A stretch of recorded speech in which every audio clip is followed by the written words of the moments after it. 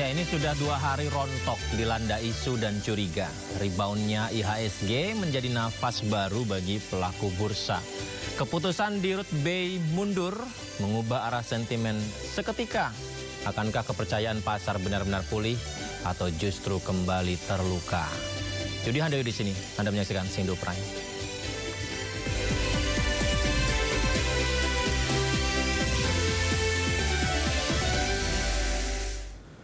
Kita ke informasi pertama, pemirsa. Polisi memastikan tidak ada unsur pidana dalam kematian selebgram Lula Lava. Polisi pun memutuskan penyelidikan harus dihentikan. Berbagai merek ditemukan sama nikotin. Jadi polisi menghentikan pengusutan kasus kematian Lula karena tidak ditemukan tanda penganiayaan ataupun unsur pelanggaran pidana lain. Hal ini diketahui usai polisi memeriksa bukti-bukti dan keterangan saksi. Apalagi pihak keluarga Lula memutuskan jenazah Lula agar tidak diautopsi, dan keputusan itu membuat penyebab kematian Lula Lava tidak bisa disimpulkan secara lengkap.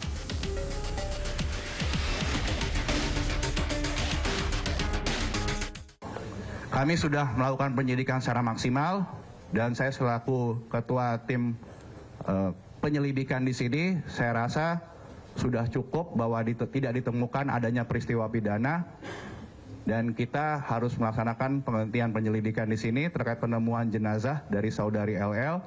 Kita hormati keluarga korban, kita doakan. Di sini kita coba introspeksi diri, jangan menimbulkan polemik-polemik. Saya minta, karena apa yang sudah saudari LL lakukan di sini, perbuat di sini, saya rasa tidak ada yang di sini melawan hukum. Jadi jangan sampai ada polemik menimbulkan keluarga, menimbulkan tekanan yang akhirnya menjadi perdebatan di masyarakat. Sebelumnya jagat hiburan digegerkan dengan kabar meninggalnya selebgram sekaligus kekasih Reza Arab, Lula Lava. Lula dimakamkan Sabtu siang di Pemakaman Umum Rawat Rate, Jakarta Timur.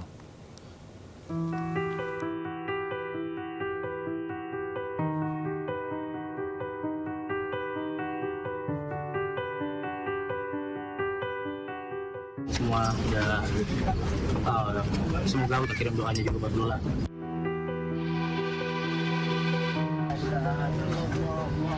Isak tangis keluarga tak terbendung saat jenazah selebgram Lula Lava dimakamkan di Pemakaman Umum Rawat Rate, Jakarta Timur.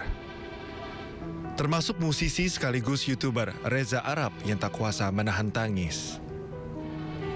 Sementara tangis ibu Lula Lava pecah saat jenazah masuk ke liang lahat. Ia tak kuasa menahan tangis melihat jasad putrinya dikuburkan. Datang semua udah tahu, semoga udah kirim doanya juga buat Lula. Doanya enggak, Lula nggak pernah cerita apa-apa mengenai sakitnya. Dia juga nggak pernah cerita. Saya tahu dari orang terdekatnya, dia membantu sama asisten. Nggak ada. Selebgram Lula Lava ditemukan meninggal dunia di sebuah apartemen di kawasan Dharma Wangsa, Kebayoran Baru, Jakarta Selatan pada Jumat malam. Dalam sebuah foto yang beredar memperlihatkan selebgram Lula Lava ditemukan meninggal dunia di dalam kamarnya. Dari Jakarta, tim liputan iNews melaporkan. Ke informasi lainnya, ex-Menteri Agama sekaligus tersangka kasus dugaan korupsi kuota haji Yakut Kholil Kaumas kembali menjalani pemeriksaan di KPK. Yakut diperiksa dalam kapasitasnya sebagai saksi. Saya dipanggil kembali. Ya, seperti inilah pemirsa Yakut yang tiba di Gedung Merah Putih KPK Jakarta pukul 1 siang tadi. Yakut diperiksa dalam kapasitasnya sebagai saksi kali ini dalam kasus dugaan korupsi kuota haji. Pemeriksaan Yakut berkaitan dengan perhitungan kerugian negara yang dilakukan oleh BPK. Dalam kasus ini KPK juga menetapkan staf khusus Yakut, yakni Isfah Abidal Aziz alias Gus Alex sebagai tersangka juga.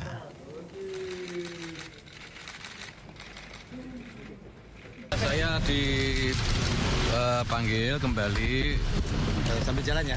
Iya, sambil jalan aja. Ya, ayo. Untuk memberikan kesaksian atas saudara Iswah, gitu ya, itu aja. Terkait kerugian negara ditanya dulu. Ya, sebelum tahu, ya. Saya mohon izin ya, saya mohon izin lewat ya Mas. Mohon izin ya, mohon izin ya. Mohon izin mas. Mohon izin lewat mas.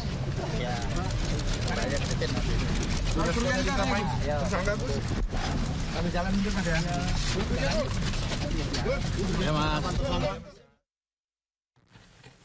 Dalam melanjutkan penyidikan perkara dugaan tindak pidana korupsi berkaitan dengan kuota haji untuk penyelenggaraan ibadah haji di Indonesia tahun 2023-2024, benar hari ini KPK menjadwalkan pemeriksaan kepada saudara YJG selaku Menteri Agama.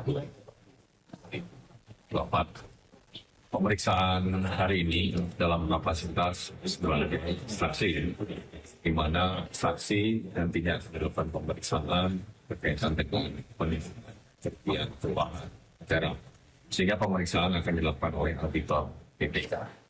Hal ini juga sebagaimana pemeriksaan terhadap saksi-saksi lainnya dalam kesempatan ini, di antaranya terkait dengan penentuan kerugian uang negara dalam konstruksi pasal 2, pasal 3 dalam. Sebelumnya pemirsa, KPK telah menetapkan Yakut sebagai tersangka dalam kasus dugaan korupsi kuota haji. KPK telah beberapa kali memeriksa Yakut sejak Agustus 2025. Kasus ini bermula dari pemberian kuota haji tambahan dari pemerintah Arab Saudi untuk Indonesia sebanyak 20.000 kuota. Kuota tersebut harusnya dibagikan 92% untuk kuota reguler dan 8% untuk kuota haji khusus. Namun Yakut membagikan 10.000 kuota untuk reguler, 10.000 lagi kuota untuk haji khusus. KPK menduga kuota khusus tambahan itu malah diperjualbelikan. Dan KPK menduga adanya aliran uang dari Biro Perjalanan dan Asosiasi Haji kepada pihak Kemenak atas kuota tambahan itu.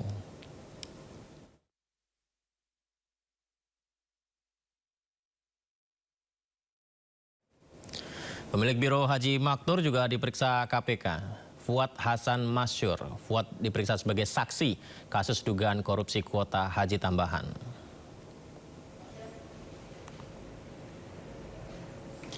Inilah dia pemirsa Fuad yang hadir ke KPK ya, dan beliau juga mengklarifikasi soal kuota haji yang diterima Maktur pada tahun 2023 dan 2024.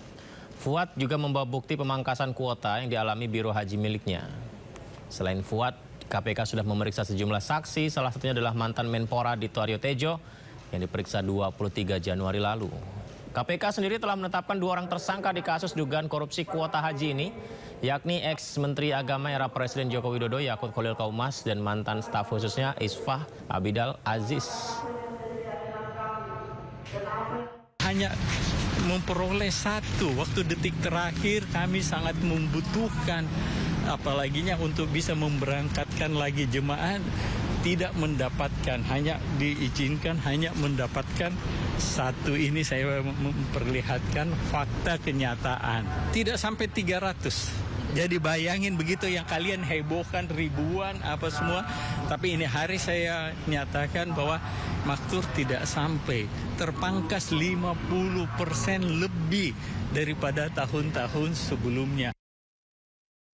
Penyidikan perkara dugaan tindak pidana korupsi terkait dengan kuota haji untuk penyelenggaraan ibadah haji Indonesia tahun 2023-2024. Keterangan dari setiap saksi adalah untuk membantu proses penyidikan perkara, sehingga pengungkapan dalam perkara ini.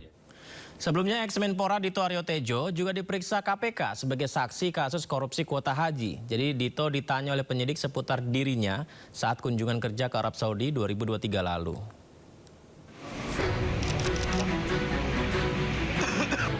Mantan Menpora Dito Aryo Tejo Jumat siang datangi KPK untuk diperiksa sebagai saksi terkait kasus korupsi kuota haji yang menetapkan ex-Menteri Agama Yakut Khalil Qaumas sebagai tersangka. KPK periksa Dito selama kurang lebih 3 jam. Dito mengungkapkan materi pemeriksaan terkait dirinya yang mendampingi Presiden RI ke-7 Joko Widodo dalam kunjungan kerja ke Arab Saudi pada 2023 lalu. Menurut Dito, dalam kunjungan kerja itu bukan hanya membahas spesifik terkait persoalan haji saja, tetapi juga investasi. Saat pertemuan itu tidak ada pembahasan spesifik tentang kuota. Tapi memang pertemuan bilateral waktu itu saya ingat sekali dari Putra Mahkota, Perdana Menteri Muhammad bin Salman itu sangat senang dengan pertemuannya Pak Jokowi.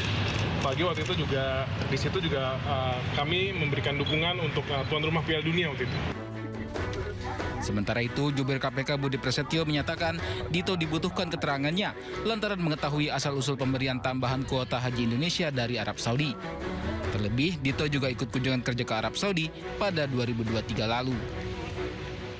Karena memang kami melihat Pak Dito ini bisa menerangkan apa yang dibutuhkan oleh penyidik, karena memang Pak Dito pada saat itu ikut berangkat ke Arab Saudi bersama rombongan dari pemerintah Indonesia, sehingga ini juga kemudian menguatkan terkait dengan informasi-informasi atau bukti-bukti yang didapatkan oleh penyidik KPK berkaitan dengan diskresi yang dilakukan oleh Kementerian Agama. KPK tetapkan ex-Menteri Agama Yakut Khalil Qomas dan ex-Staf Sus Isfah Abdel Aziz sebagai tersangka dugaan korupsi kuota haji 2024.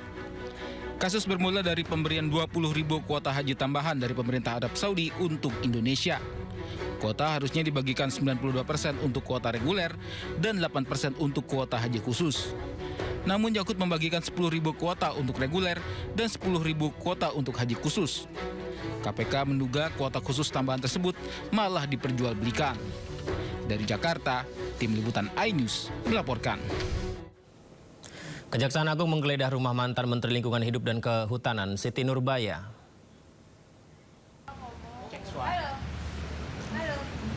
Pemirsa, penyidik Kejaksaan Agung menggeledah sejumlah tempat termasuk kediaman mantan Menteri Lingkungan Hidup dan Kehutanan Siti Nurbaya. Upaya ini dilakukan untuk mencari bukti tambahan terkait kasus dugaan korupsi tata kelola kebun dan industri sawit.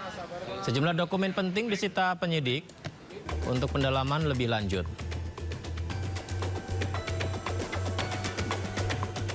Saya benarkan dulu, memang ada penggeledahan ya beberapa waktu lalu itu di beberapa tempat. Mungkin salah satunya di rumah yang disebutkan tadi. Ada beberapa yang nanya ke saya apakah itu masalah tata kelola tambang. Itu bukan, itu adalah penyidikan tata kelola kebun dan industri sawit. Tata kelola kebun dan industri sawit. Ya, gitu. Kurang lebih, ya nggak baru-baru amat sih. Apa ini masih ada kaitannya dengan penggeledahan Kejagung tanggal 4 Oktober 2024 di KLHK dulu, Pak? Pencocokan data waktu itu kan? Nah, itu beda. Beda, Pak. Beda. Yang tahun 2024 juga pernah ada penggeledahan di Ditjen. Saya cek dulu nanti kalau 2024. Saya nggak tahu. Kalau 2024 kayaknya enggak deh.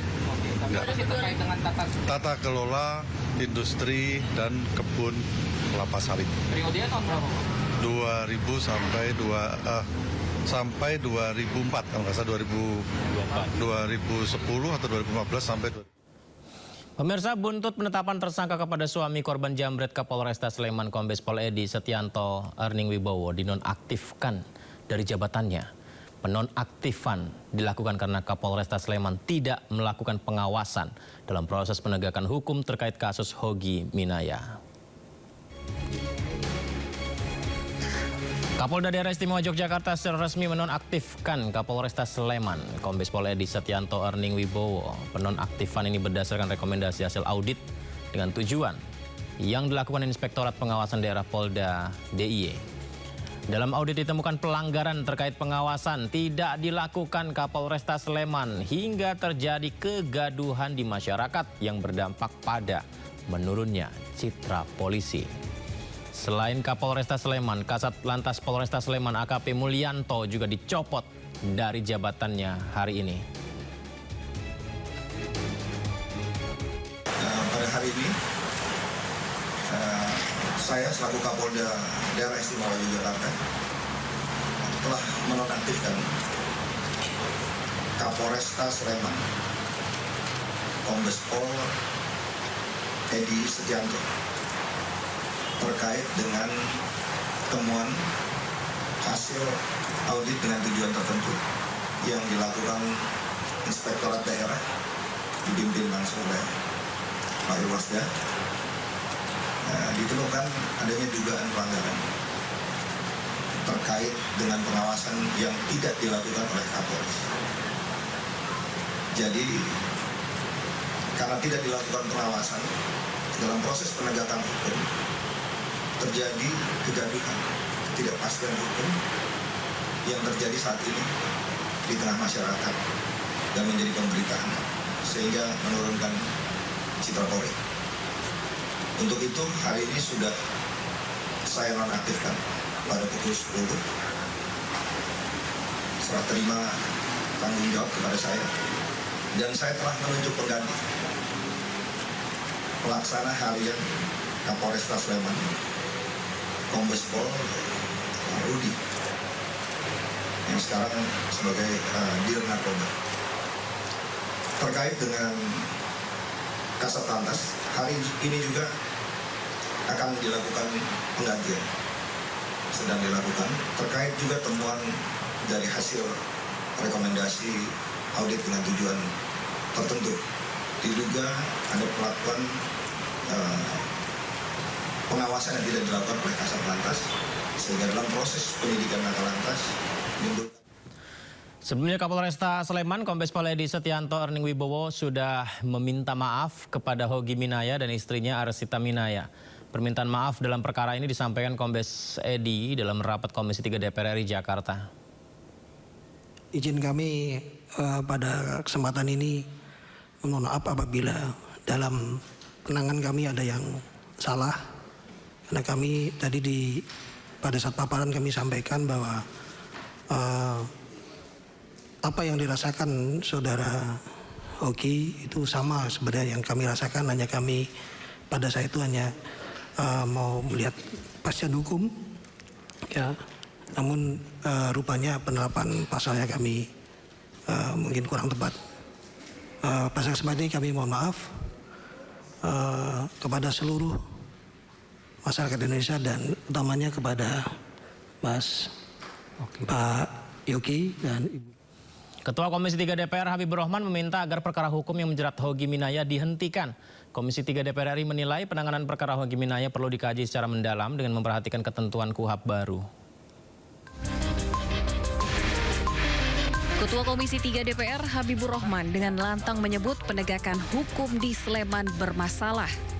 Hal itu disampaikan saat rapat dengar pendapat dengan Kapolres dan Kajari Sleman terkait kasus Hogi Minaya yang ditetapkan sebagai tersangka akibat mengejar penjamret istrinya. Ia juga menyebut proses penanganan hukum di Sleman membuat publik marah dan Komisi 3 kecewa. Komisi 3 secara tegas meminta perkara Hogi Minaya dihentikan sesuai dengan ketentuan KUHP baru. Surat rekomendasi penghentian perkara itu sudah ditandatangani dan segera dijadikan dasar untuk menghentikan penuntutan terhadap Hogi Minaya. Dan terhadap peristiwa tersebut tidak layak untuk dinyatakan sebagai peristiwa pidana. Karena itu tadi kami membuat kesimpulan meminta agar ya perkara ini dihentikan. Jadi bukan RJ ya.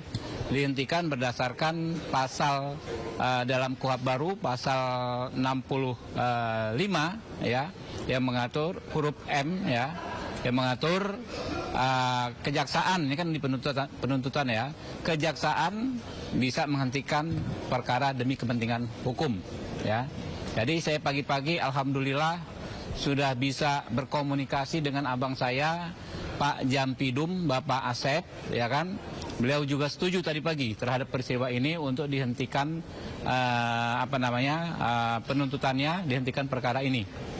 Ya, jelas ya Pak Hogi tidak ada niat untuk membunuh dan lain sebagainya, hanya mengejar orang tersebut. Ya, secara administrasi surat tadi sudah kami tanda tangani, besok akan menjadi akan dikirim ke pihak terkait, ke kejaksaan ya. Kepala Kejaksaan Negeri Sleman meminta maaf atas terjadinya kasus yang menimpa Hogi dan akan melaksanakan kesimpulan yang sudah disepakati bersama dengan Komisi 3, yaitu pemberhentian perkara hukum yang menjerat Hogi Minaya. Sebagai Kajari dalam kesempatan ini juga menyampaikan permohonan maaf apabila apa yang kami lakukan memang semata-mata setelah menerima tersangka dan penyerahan tahap 2 dari pihak penyidik kemarin, kami langsung mengambil sikap untuk mencari solusi dan membuat perkara ini tuntas. Dalam RDP, Komisi 3 mengingatkan seluruh aparat penegak hukum agar mengedepankan rasa keadilan dibandingkan sekedar kepastian hukum. Karena penerapan hukum tanpa mempertimbangkan konteks peristiwa dan rasa keadilan berpotensi mencederai kepercayaan publik terhadap aparat penegak hukum. Tim Liputan iNews melaporkan. Kodim 0501 Jakarta Pusat menjatuhkan hukuman berat kepada Serda Heri, Babinsa Kelurahan Utan Kayu, yang menuduh Sudrajat pedagang es gabus berjualan menggunakan bahan spons. Masih berlanjut ternyata pemirsa. Tidak selesai dengan permintaan maaf beberapa hari yang lalu, Komandan Kodim 0501 Jakarta Pusat Kolonel Infantri Ahmad Alam Budiman menyampaikan hukuman berat dijatuhkan usai Serda Heri menjalani sidang hukuman disiplin. Hukuman berat itu yakni penahanan selama 21 hari di Pomdam Jaya, Jayakarta. Ia juga mendapat sanksi berupa penundaan kenaikan pangkat. Waduh, sanksi berupa penundaan kenaikan pangkat selama 3 periode. 3 periode. Serta tidak bisa mengikuti pendidikan juga. Tidak bisa mengikuti pendidikan selama 1 periode. Wah. Di penjara, tidak naik pangkat 3 periode, tidak bisa ikut pendidikan 1 periode. Kami sudah memberikan hukuman disiplin militer kepada anggota kami yang kemarin telah melakukan pelanggaran. Tadi pagi kami memberikan hukuman yaitu berupa penahanan di Pomdam Jaya, Jayakarta itu selama 21 hari. Kemudian yang bersangkutan juga selain mendapatkan penahanan selama 21 hari, dia nanti akan ditunda untuk kenaikan pangkatnya selama 3 periode. Ya, semoga menjadi pelajaran kita semua ya. Padahal sebelumnya pemirsa, Babinsa dan Babin Kamtipmas Jakarta Pusat sudah menemui langsung, sudah meminta maaf kepada penjual es viral yang dituding pakai bahan berbahaya. Sementara kediaman penjual es di Kota Bogor, Jawa Barat saat ini tengah direnovasi oleh pemerintah setempat.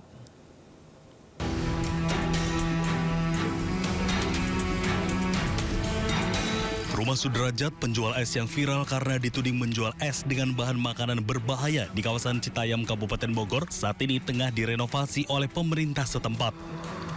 Pengerjaannya pun baru dimulai pada Selasa pekan lalu. Pengurus rukun warga setempat mengungkap atap rumah Sudrajat sebelumnya sempat ambruk sehingga mendapat bantuan renovasi dari pemerintah setempat. Dari kurang lebih dari Selasa kemarin Pak, Selasa kemarin, tadi kurang lebih hampir semingguan. Nah itu diakibatkan apa Pak? Rumahnya lapuk Pak. Emang lapuk ya? Bangunannya sudah agak rapuh, kayu-kayunya. Kebetulan dana dari desa turun Pak, Alhamdulillah. Izin saya Iwan bersama Pak Heri datang kemarin dari pimpinan kami ingin Pak, mohon maaf saja Pak atas kecelakaan yang terjadi, tidak ada niat untuk menghambur Pak. Bapak itu Pak, tidak bisa Pak, insya Allah doanya Pak ya. Sementara terkait kasus tudingan jualannya, Babinsa dan Babin Kamtipmas Jakarta Pusat telah mendatangi Sudrajat dan meminta maaf kepadanya dengan disaksikan oleh sejumlah warga. Dari Depok, Jawa Barat, Iyung Rizky, iNews melaporkan.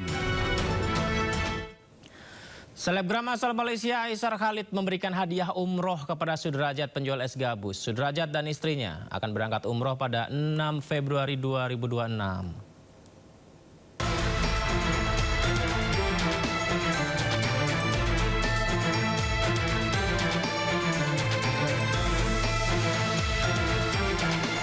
Bantuan untuk Sudrajat, pedagang es kue gabus asal Bojonggede, Kabupaten Bogor, tak juga berhenti.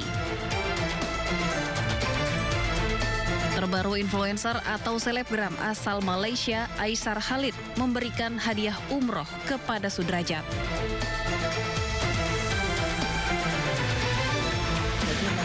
Aisyar bersimpati kepada Sudrajat dan mendatangi rumahnya di Bojonggede. Sudrajat pun tak bisa menahan haru bersama istrinya usai diberikan hadiah umroh oleh Aisyar Khalid. Sudrajat bersama istri rencananya akan berangkat umroh pada 6 Februari 2026. Di saat bersamaan, Aisyar Khalid juga memberikan bantuan uang tunai kepada Sudrajat.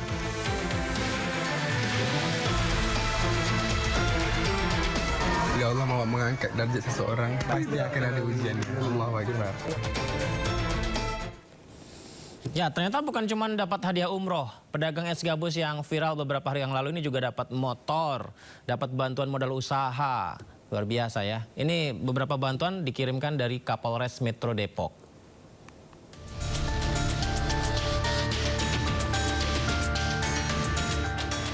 Gelombang simpati dan dukungan mengalir bagi Sudrajat, pedagang es kue gabus di Kemayoran yang viral karena diintimidasi dan dituduh menjual es berbahan spons.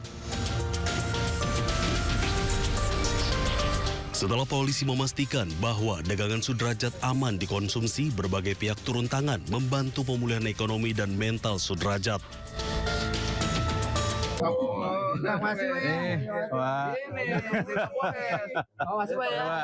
Ya mudah-mudahan manfaat bisa buat jualan sama mana ya, ini buat nambah modal ya.